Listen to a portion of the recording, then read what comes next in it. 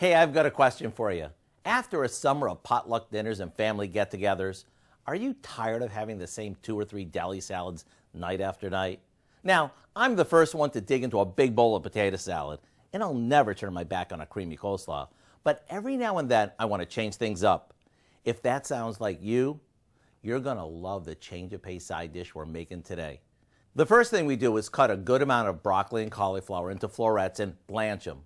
Then, into a cold water bath they go to stop them from cooking. After draining them, we add a red onion that we've cut into half moons.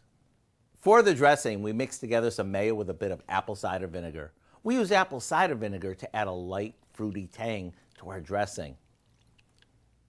Okay, after we mix this with the veggies, we finish it with some dried cranberries, a handful of salted cashews, and some smoky bacon.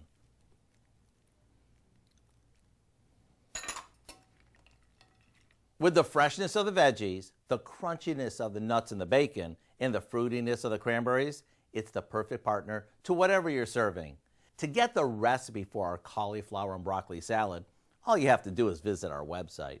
I'm Howard with Kelly in the Mr. Food Test Kitchen, where today we found a fresh new way for you to say, ooh, it's so good. Crunchy, nutty, bacony.